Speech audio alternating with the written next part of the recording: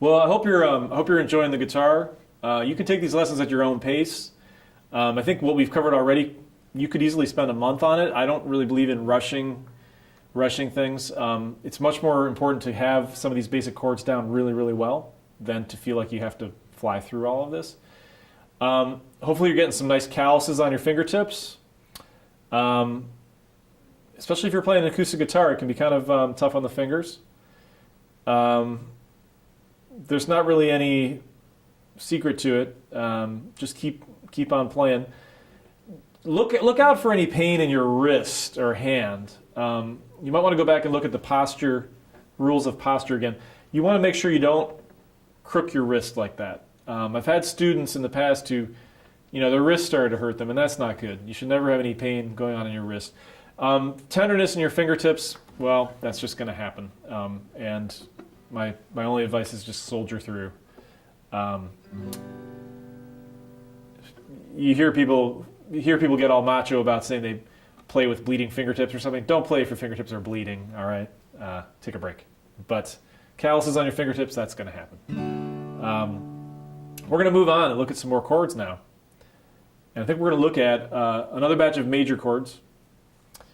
E major and A major. Now you've already learned E minor and A minor, and if you looked at the diagrams for those, the symbol for minor is a little lowercase m. Major chords are the default. There is no symbol for them. You're just going to see the letter E, and this is E major. I'm going to strum it for you, and we're going to walk through it here. I've got my, once again, sort of Spider-Man fingers, second and third fingers. Second finger's on the 5th string, 2nd fret. Third finger's on the 4th string, 2nd fret. First finger is on the 3rd string, 1st fret. And it's a 6th string chord, so I'm strumming. So again, open 6th string, 2nd finger on the 5th string, 2nd fret. 3rd finger on the 4th string, 2nd fret. 1st finger on the 3rd string, 1st fret, and then the top 2 strings are open. That's E major. I think that's probably the most common guitar chord that's played on the guitar. You've got a nice big fat E, you've got all 6 strings. It's just a really strong chord, and there's probably more songs that use the E chord on the guitar than anything else. So have fun with that one. You'll be playing that one a lot. Let's look at A major. It's a 5-string chord. And this is a weird one. Your 3 fingers, your first 3 fingers, 1, 2, and 3, are going to be glued together, fused together. And then it's 1, 2, 3 on the 2nd fret on the 4th, 3rd, and 2nd strings. And notice that there's no way to have all 3 of those fingers be in what I was calling the sweet spot of the fret. Your first finger is going to be quite a ways away from the fret because there's just no other way to squeeze your fingers in there. So it looks like that. It can be quite a squeeze if you have big fingers, but do your best. You want to also make sure that your 3rd finger is not touching the 1st string.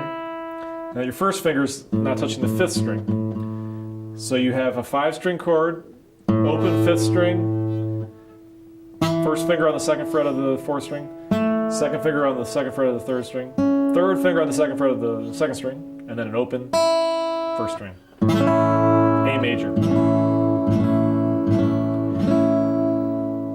And while we're on the subject, the first two chords that we looked at were E minor and A minor, and now we're looking at E major and A major. If you stop and look at those 4 chords, if you're observant, you're going to notice that, for instance, E major is only 1 note different from E minor. It's a matter of lifting a finger up. E major, E minor. A minor and A major are also only 1 note different, even though it requires you to re-finger the chord. In the A minor, this note is changing to this note. So what does that mean? That means that a minor chord is only 1 note different from a major chord. And if you remember from the theory lesson on chords, a major chord, also called a major triad, is made from the 1st, 3rd, and 5th notes of the major scale. A minor triad is the first and fifth notes and what we would call a flatted third. So you take the third note and you simply lower it by 1 fret, and that gives you a minor chord. So there's only one note difference between a major chord and a minor chord, and the note you're looking at is the third note, and we call it a flatted third.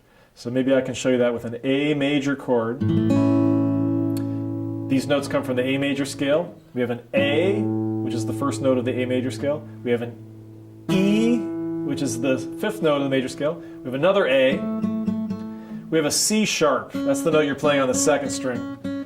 That's the third note of the A major scale. And then we have another E, which is the fifth note. So in terms of notes from the major scale, that would be 1, 5, 1, 3, 1. Those are the notes. Now we take that C sharp, it's the third note of the major scale, and notice it's the only C sharp we have in the chord, and we lower it 1 fret. The name of that note would be C. So our new chord is A, E, A, C, and notice the difference in sound, and E. So here's A minor, and here's A major.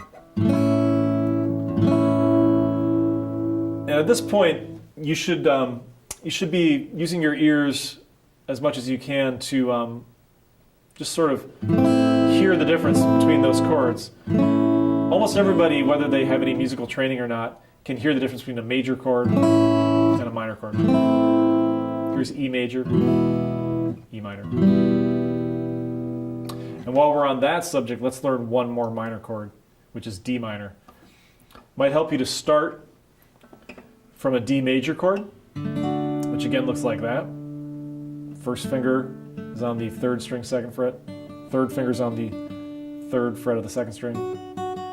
Second finger's on the second fret of the first string. If the rule applies, then that means we only need to change one note in this D major chord to make a D minor chord. And that's the case. This note is going to lower down to this note. We're going to need to re-finger these other two notes.